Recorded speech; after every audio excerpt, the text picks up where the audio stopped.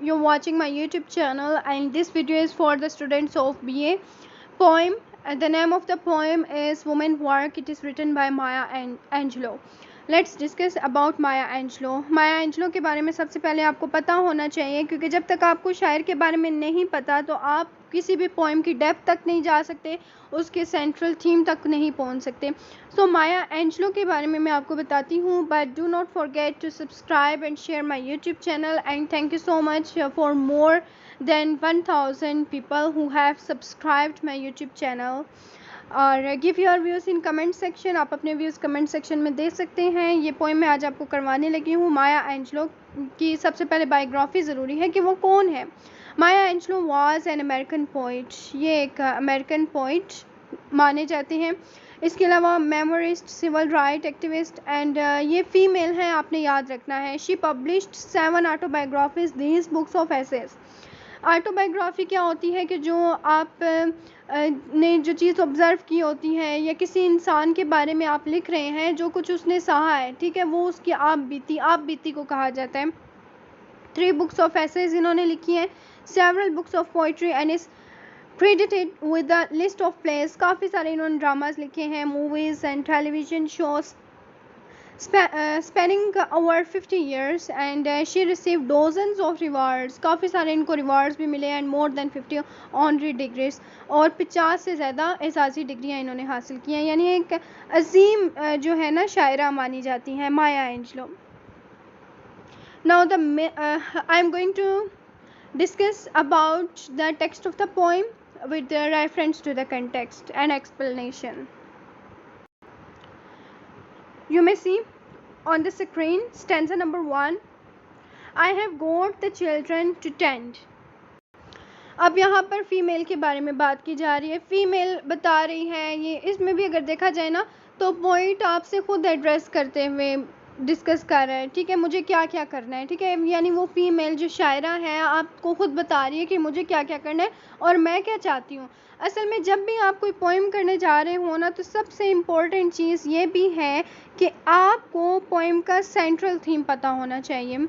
Like the poem is an expression of women struggle and her desires. और ये poem आपको बता रही है कि फ़ीमेल की क्या स्ट्रगल है, उसकी डिज़ायर्स क्या है। The poem gives us a message that a women is very hard working human being, कि औरत जो है काफ़ी हार्ड वर्किंग है। And the poem tell us that a women does have some desires and she wants to enjoy nature, she wants to be famous, and she wants to spare some time in which she may live her own life।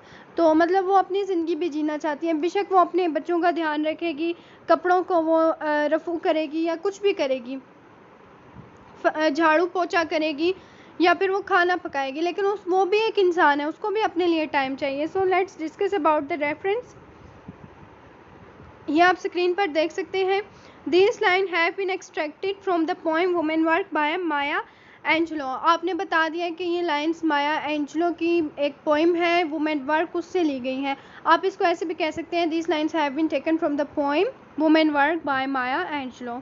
और ये अगर आप जिस तरह से women work को माया Angelo अगर marker से लिख देंगे ना, लिखते लिखते पेन से साथ मार्कर में यूज़ करेंगे, तो उसका इम्प्रेशन बहुत अच्छा पड़ता है जो आपका एग्जामिनर है उस पर, और वो आपको एक्स्ट्रा नंबर देने पर मजबूर होता है। साथ साथ मैं आपको तरीका भी बताती हूँ कि आपने कैसे एग्जामिनर से मार्क्स छीन कर लाने हैं। सो अब उसके बाद आपने कंटेक्स्ट की हेडिंग दी। कंटेक्स्ट में आपको खुद बताऊंगी कि आपने कैसे कंटेक्स्ट लिखना है। Then we will discuss about the explanation. You may say the poets feels extremely bored and tired after attending to her household affairs। के एक औरत जो है ना काम कर कर के एक थक चुकी है, उकता चुकी है डेली रूटीन से। And she feels that only the natural phenomena can exercise healthy influence on her. और उसको लगता है कि जो इन्वायरमेंट है, नेचुरल फिनोमिना है, उस पर पॉजिटिव इफ़ेक्ट्स ला सकता है। अब वो कैसे ला सकता है? जब वो अपने घर के कामों को छोड़ेगी, नेचर को एंजॉय करेगी, तो तभी ऐसा पॉसिबल होगा।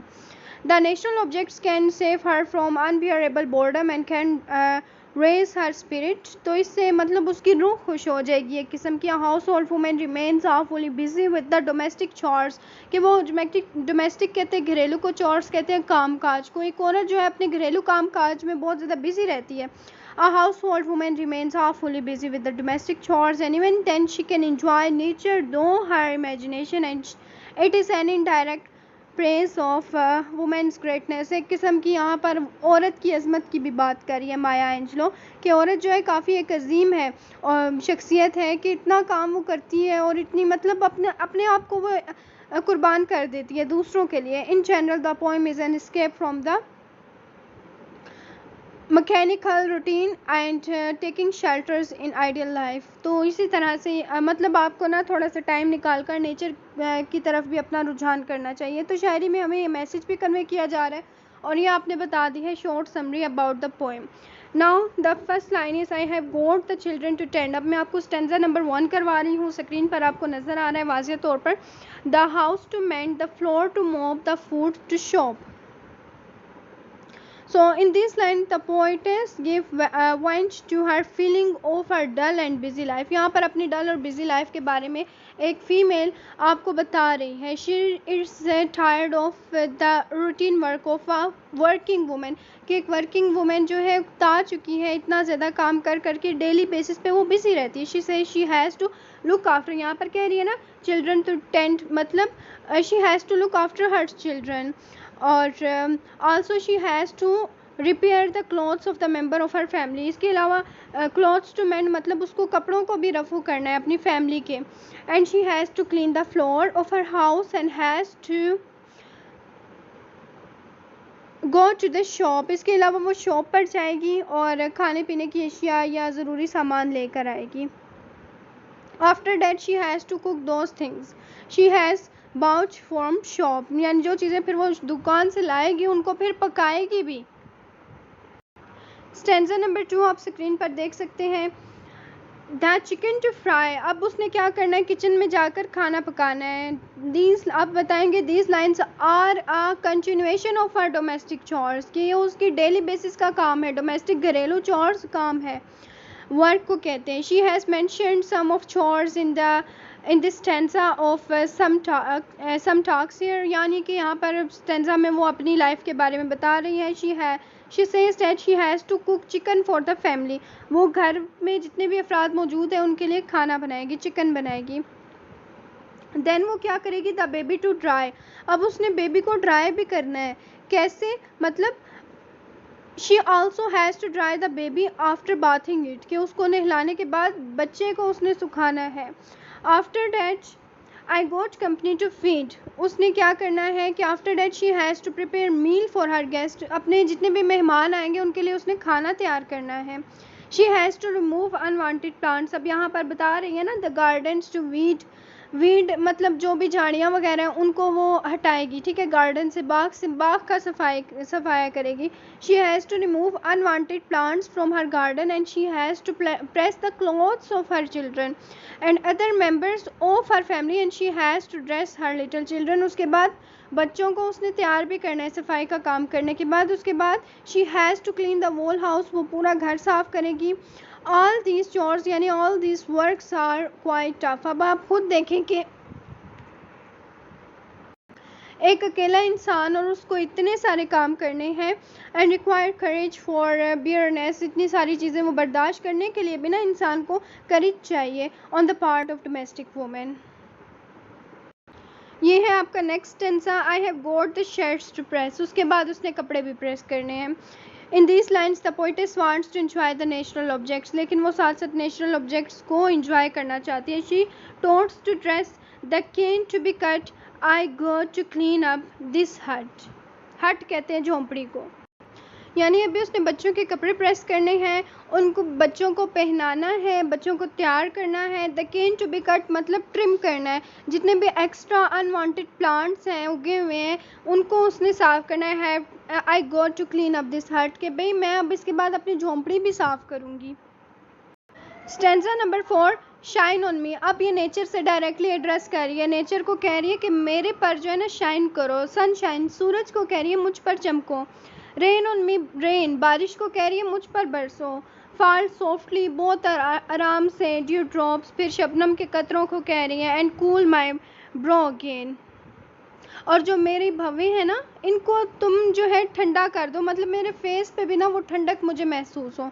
यहाँ पर अब वो अपनी डिज़ायर बता रही है कि मैं जो हूँ ये बिज़ी और डल लाइफ से थोड़ा सा फ़रार चाहती हूँ। क्या फ़रार चाहती है? अगर वो चाहती भी है तो वो बेचारी जो ऑब्जेक्ट्स ऑफ नेचर हैं, यहाँ पर शायर जो है ना आपको इमेजरी बता रहे, ठीक है, इमेजरी का जिक्र है। वो ऑब्जेक्ट्स ऑफ नेचर को एंजॉय करना चाहती है, साथ जो है सेटिस्फेक्शन चाहती है, और यानी डेली बेसिस की जो रूटीन है उससे वो डल हो चुकी है, उकता चुकी है। लेकिन फिर भी वो काम तो सारे करेगी, ये तो बस उसकी डिज़ायर है। Stanza number 5, storm blow me from here with my fire says wind, let me afloat across the sky till I can rest again। अब यहाँ पर वो स्टॉर्म को कह रही है, आंधी तूफान, ब्लो मी फ्रॉम एयर, मुझे यहाँ से ले जाओ, विथ योर फायरेस्ट। यहाँ पर जो है ना फायर्स कहा जाता है, फायर्स ये वर्ड है, कहते हैं कि जिसमें बेरहमी का आंसर हो, रथलेसनेस मतलब तेज़ हवा। Let me float across the sky, मैं जो हूँ आसमान में ऐसे जैसे कि आज़ाद जिस तरह से हूँ, और आसमान में मतलब हवा मुझे अपने साथ ले जाए। Until I can rest again, यहाँ पर फिर आपने कह देना है कि वो अपनी डल लाइफ से फ़रार चाहती है, और रेस्ट अगेन मतलब पीस चाहती है, थोड़ा सा सेटिस्फाई होना चाहती है, और अपनी जो लाइफ है इसके बोर्डम से, मतलब एक इंसान होता है ना जो डेली बेसिस पे इतना काम कर करके उकता जाता है, जो अपने लिए टाइम नहीं निकाल पाता, तो ये भी अब ऐसे ही चाह रही है कि थोड़ा सा टाइम उसके लिए भी हो, जिसमें वो अपने ऊपर थोड़ा सा मतलब खुद कुछ फील कर सके, अपने लिए टाइम निकाले। फॉल जेंटली स्नो फ्लेक्स, अब ये बर्फ़ के गालों को कह रही है मेरे पर आराम से गिरो। कवर मी विथ वाइट, और मुझे कवर कर लो ऐसे जैसे जिस तरह से सफ़ेदी नहीं होती, मतलब मैं भी बर्फ़ के साथ ही लगूं, मतलब मैं भी बर्फ़ बन जाऊं। एंड कोल्ड आइसी किसेस, तो ठंडे ठंडे हवा के जो झोंके हैं ना वो ऐसे जैसे मुझे किस कर रहे हैं। And let me rest night, और मुझे जो है सुकून चाहिए रात को।